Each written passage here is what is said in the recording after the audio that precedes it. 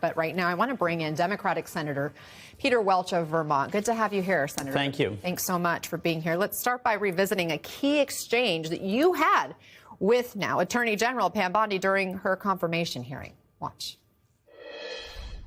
No one will be prosecuted, investigated because they are a political opponent. That's what we've seen for the last 4 years in this administration. Well, People will be prosecuted based on the facts and the law and fairly, All Senator. right, that's good. You I have my word. disagree about the characterization of the past 4 years. Every case will be done on a case-by-case basis. No one should be prosecuted All right, for just political purposes.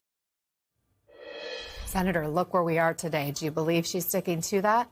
Well, exactly the opposite. It is a case-by-case basis, but the case-by-case is decided by Trump, not by the evidence. I mean, there's a personalization by President Trump of the Justice Department. And it's not any rules of law. It's not based on evidence. It's based on who emotionally he's upset with. And that is the basis of these prosecutions. And as your correspondent said, Eric Siebert is a good example. He is total MAGA, but he actually had a line that was important to him, and that was the rule of law ultimately had to prevail, and he got fired. And now they're coming in with an insurance lawyer. Yeah. Do you think that person will make it through confirmation? With the subservient Republican majority, she very well could. And this is what is really so essential right now.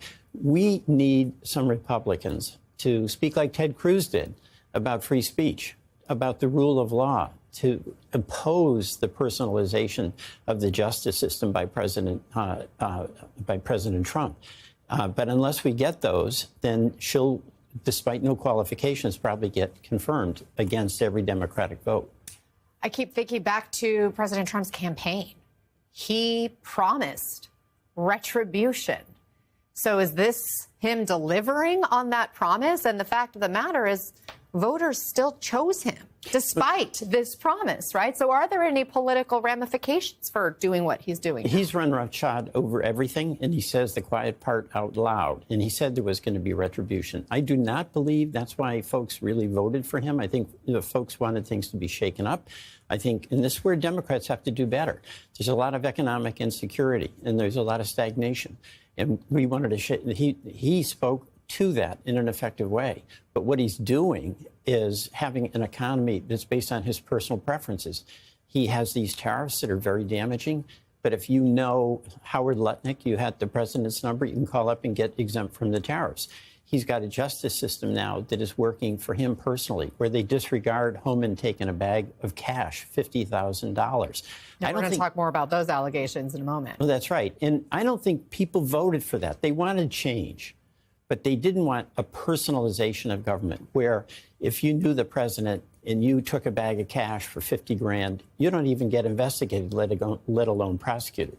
On the other hand, if you're an honest prosecutor, like this Mr. Siebert was, and the evidence actually matters because we have a rule of law instead of a personal fiefdom in the Justice Department. People did not vote for that. And the big challenge we have is Democrats are united in our opposition to this personalization of the justice system, of this personalization of the economy. But we need some Republicans who come with us on the basic principles of the rule of law. Are there any Republicans right now coming with you? Are you talking to some behind the scenes? You mentioned Ted Cruz. We also heard Rand Paul on the weekend shows also speaking out, pushing back, particularly when it comes to free speech crackdowns we've been seeing. But I haven't seen much action when it comes to something that would stick, right? No, and let me be candid. We've got a lot of good folks in the Senate, Republicans.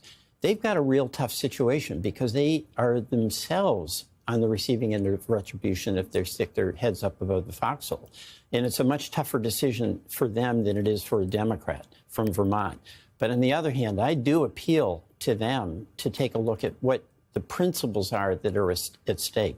Because having a fair justice system, free from the arbitrary action of the president, is going to protect them as well as it's going to protect all citizens. We're all in this together.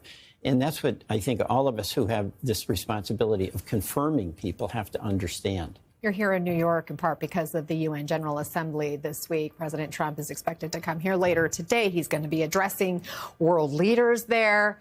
at a time when we're having these discussions about political retribution, about the state of free speech in America. Do other leaders still see the U.S. as sort of that beacon, as the leader when it comes to these kinds of democratic values? Totally eroding.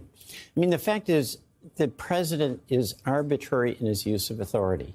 It's an awesome office, but there are commitments to values like free speech, like the rule of law, and even these tariffs that are being imposed. And I don't believe the president has authority under the Constitution as Congress.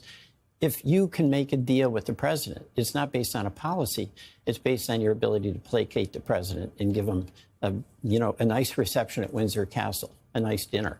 So that arbitrariness is not anything that is going to be the stability that our businesses need to have a forward-looking, profit-oriented, growth-oriented approach where you have to have some stability in policy rather than the permission of an arbitrary president.